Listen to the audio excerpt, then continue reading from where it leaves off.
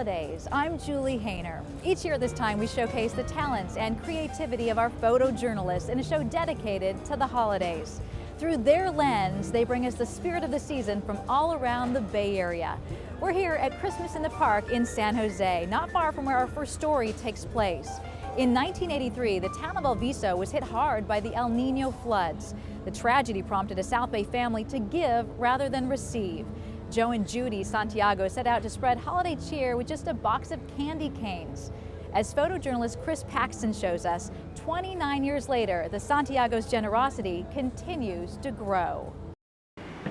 We need one more. Perfect. Oh my gosh, what a deal. Oh, that Teresa bought. Oh, here's something. You guys want to check if we had more of these in the back? It's down to science now. Can we do this? Okay, 4. 5 now. Little girl would be happy with a pink monkey. We keep track of them by boys and girls, by age group, by year. 2, 1. 1. Drop the ball. Happy New Year. The gifts we give out are from infants to 13 years old. Last year we probably had 15 carts loaded up with gifts. You people are so awesome. We really appreciate this.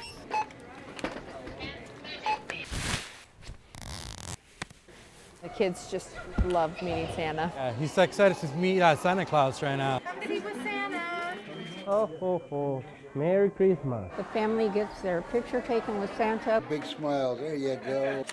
Good. Merry Christmas, family. Are you going to ask me what Yes, what you want for Christmas? A monster truck, a real one.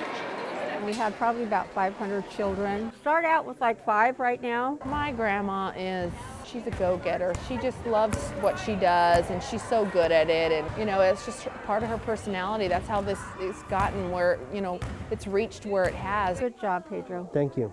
We came out here that first year to do Santa, and I don't know, it just grew on us, and we wanted to come back. You got Peter? Girls are 3, 1. 6-year-old boy. A girl, 12 and 8. No, wait. It's been a very small community, and then there was a flood a long time ago, and a lot of the families were put out. It was a scene of frantic desperation. Hundreds of El Viso residents trying to save their homes from flooding. Some people threw their bodies against the wall of water trying to hold it back. We did see it on television, and then one of my daughters, her mother-in-law, volunteered at the library and asked us to come out at Christmas, so that was how it started. They knew we had a Santa suit. Yeah, get in the back. Seeing their faces light up when they see Santa is just something that it breaks me up. You can choose whatever you want. What counter? It gives us such satisfaction. It's a gift that I think keeps giving to all of us. Ready? Big smile. Ho, ho, ho. Merry Christmas. For many faiths, this is a season of reflection. Hanukkah is an 8-day Jewish holiday, also known as the Festival of Lights. One temple in San Francisco literally takes the lights of the menorah to the streets. Photojournalist Erica Hindegard introduces us now to the many different faces of this faith. Baruch atah Adonai. The fourth night of Hanukkah is the tipping point of miracles. Welcome, bonsoir, good evening. And the menorah is a question of balance as well. How we find ourselves in this world, dealing between our culture here in California, San Francisco, and our Jewish tradition, between our children and our ancestors, constantly in balance between work and life.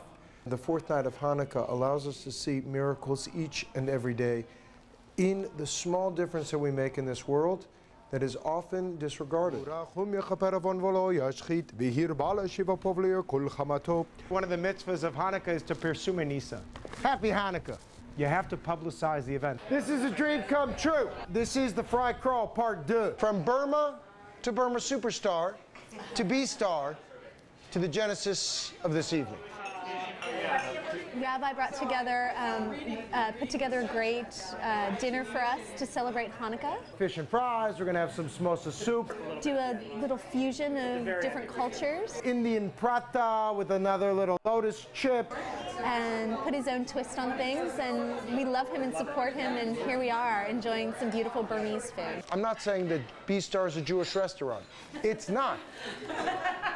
But when Jews come together and celebrate Hanukkah within B-Star by celebrating this festival of oil, we create the miracle here. Here in our culture, in America, in the 21st century, I think a lot of these values that he talks about of Hanukkah being an example to celebrate and embrace cultural diversity while maintaining our own identities is really what we can all be about. That is the highest value of Hanukkah. For me, in this moment, in this time.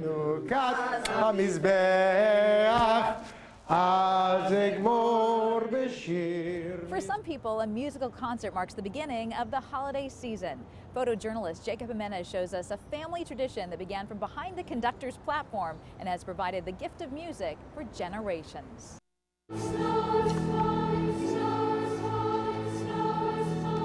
It's kind of a language of itself. Music is everything to me. Well, I love singing. Music is such a healing and wonderful thing.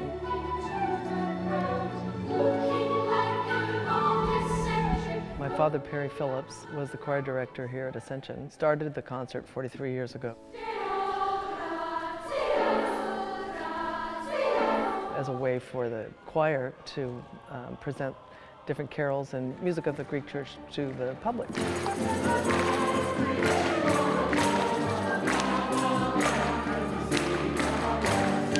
When my father died in 1991, I was asked if I would continue to produce it. And so my father did 21 years, and I have now done 22 years. And we've kept it going, and people look forward to it. It starts the season.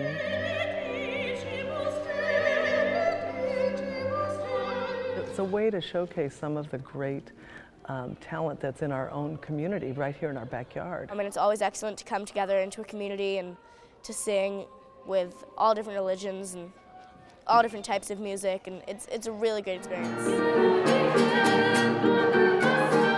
Even if you speak different languages, you can speak through music in a really beautiful way. It helps to really bring the larger community together besides our Orthodox community, you know, and then their friends come too, and then they have an opportunity to see our cathedral. It's amazing. The first time I saw this, it was just incredible. It's very ornate, it's very decorative. I constantly get the feedback from people that say how much they appreciate it and that it's become a tradition and it gets their season started, you know what I mean? So it's a gift, you know, it's a gift to give back. I do think of my dad. I always get a little emotional and I get choked up, and then I just see that I'm just pleased that it's still continued. It's sort of in his spirit, you know. There is something sort of magical about playing in a Christmas concert. I think it's good to just be there and listen to that and hear that. It's awesome to get the holiday season started with song.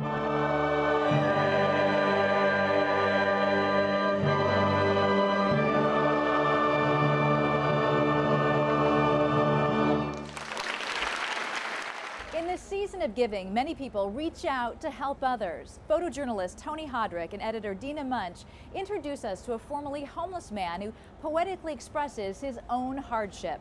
His poem has touched many lives and even earned him a spotlight in front of the United Nations. In this sooty soup, grit gray rain, I have a need to lay it down, let it all go, and tell you about a real poem. That is part of my life, writing. That poem just came to me, and I wrote it the way it came to me. Every day you see things that shouldn't be because people are lacking love.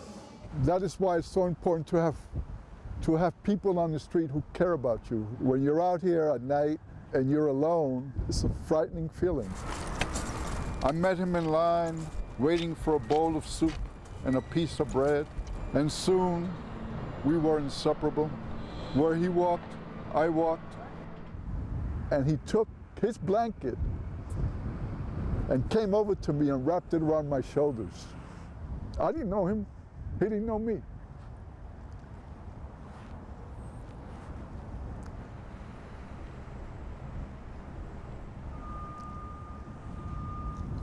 But we were homeless together.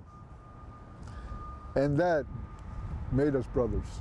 either you surrender to your situation or you fight to get out of it. And I'm just trying to fight my way back and feel like a human being again. When I was on the street, I didn't want you to throw money at me. I wanted you to sit down with me and have a cup of coffee and treat me like a human being. So let us not be demonized, stereotyped. Let us not be cast aside, marginalized. Let us rise above the fear of otherness. Let us rise beyond the sooty, sorry streets. I used to look at people that were homeless in the same way people look at me. And I understand now what it's about. Anybody can be in this position. Whatever your name is, I am you. Whatever language you were born into, I am you. I am in every pulsating cell that hungers for justice and the right to love. I think Christmas is an everyday thing, you know, you celebrate Christmas every day. Peace on earth, and that all the people that are out there homeless be able to find a place to be warm and have a good meal and be safe. The one thing that I gained from being homeless was the love and the unselfishness of the people who shared that experience with me. Merry Christmas to all the homeless people around the world, and don't ever give up on life, because life is what comes to you, right? And you got to take it as it comes. What does Christmas mean to me? Another day. Just another day.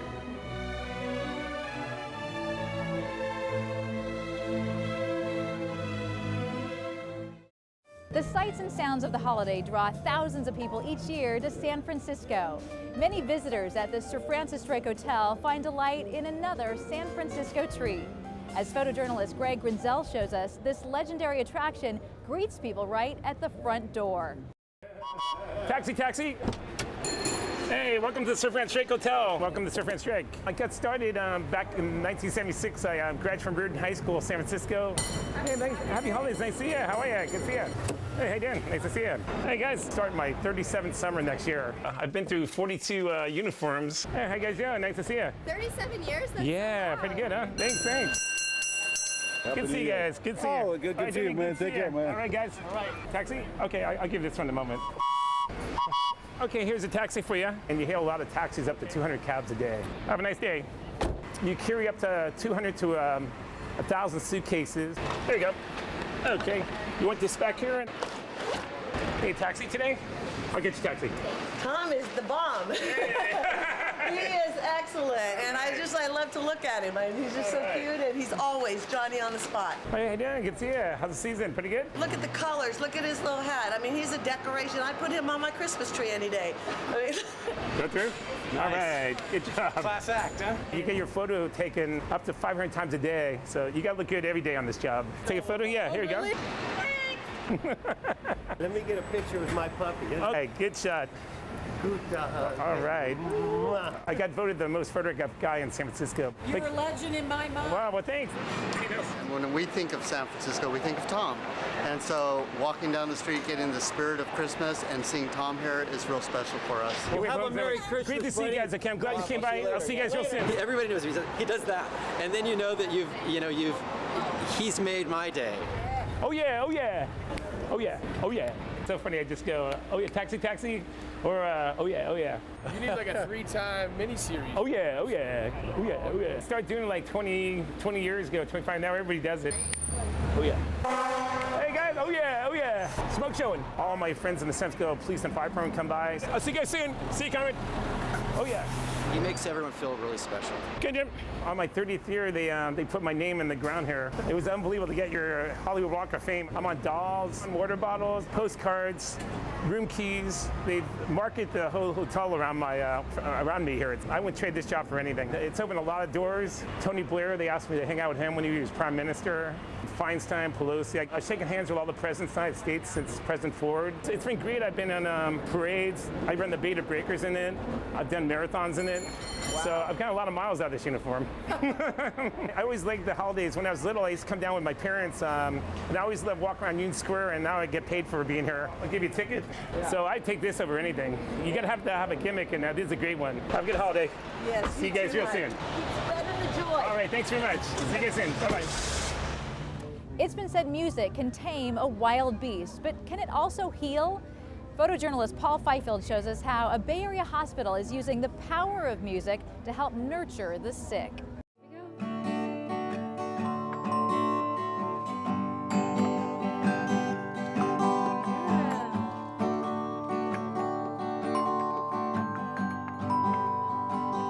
It's never a good time to be in the hospital, but the holidays just really accentuate that.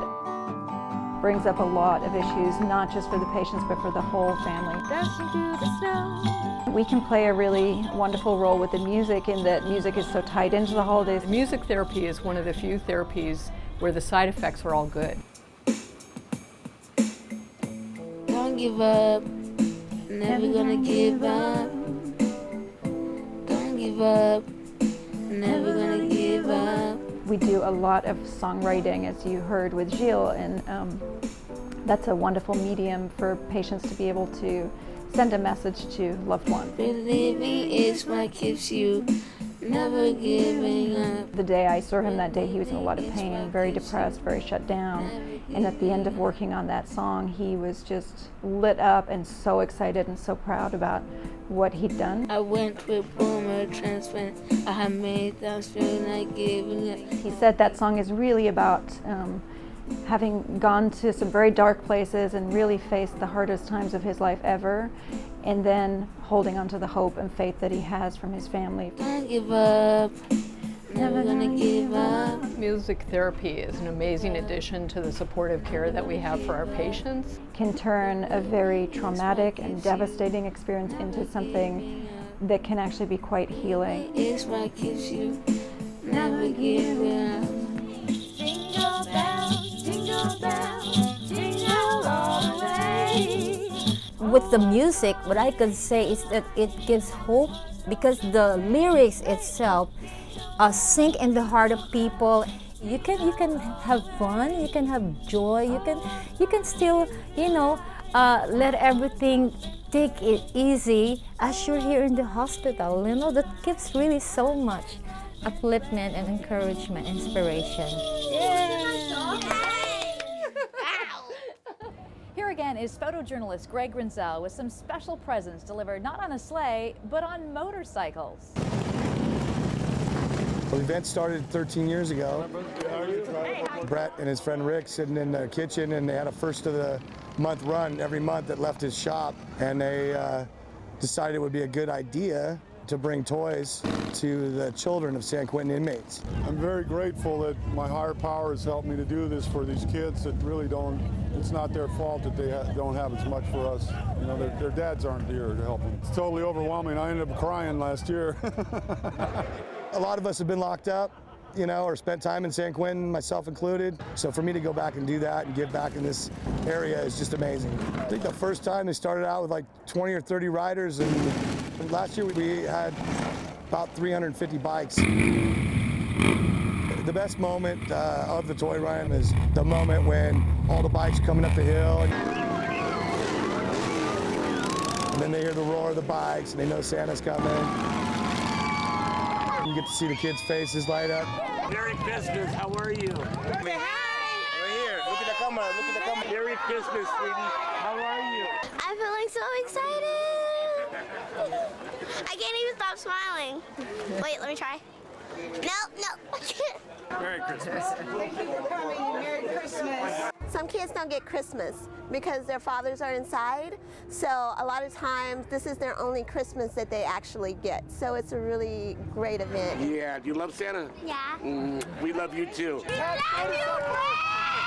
We all got hearts, We all want to, especially the kids, we want them to have a chance at life. Thank you. I can't wait to open this.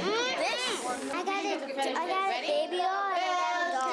They don't ask for much, they just want to be loved, very emotional. The kids are just terrific. Beautiful kids, they just steal your heart.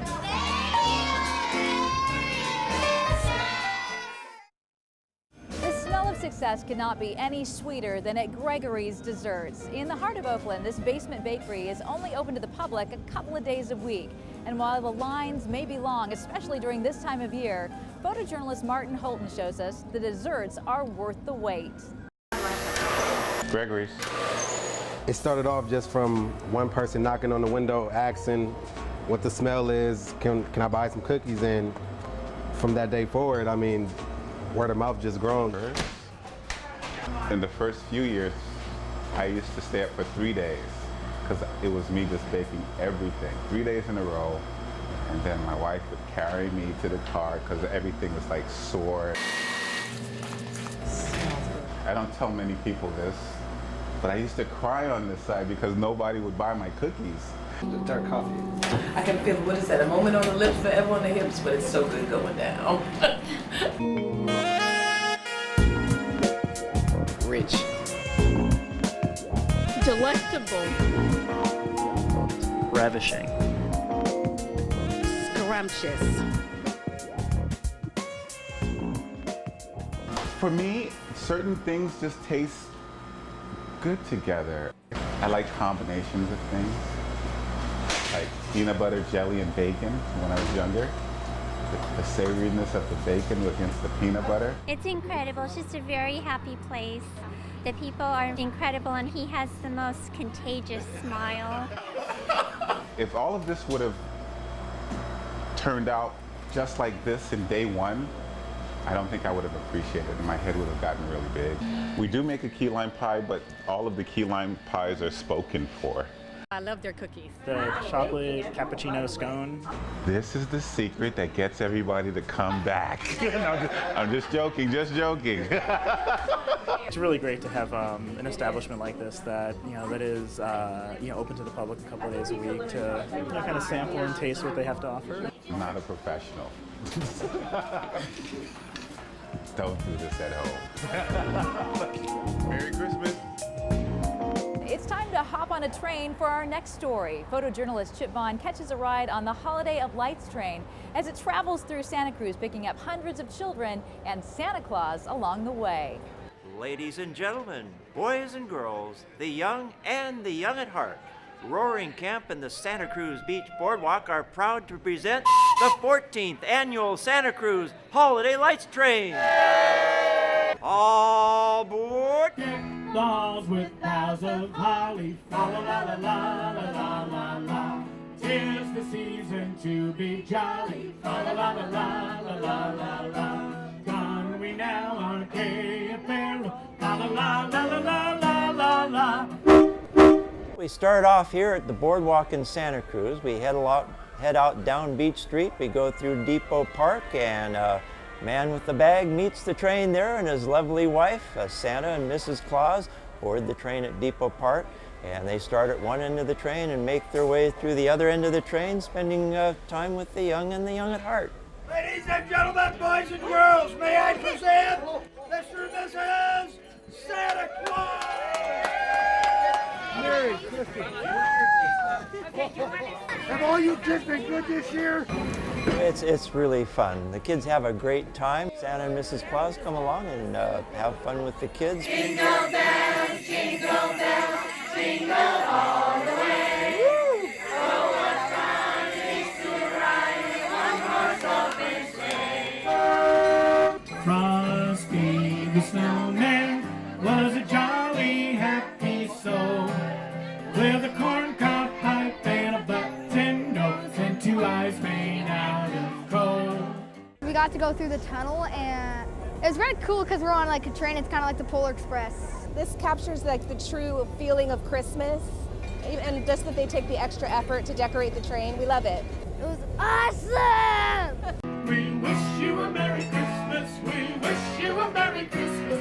We wish you a Merry Christmas and a Happy New Year.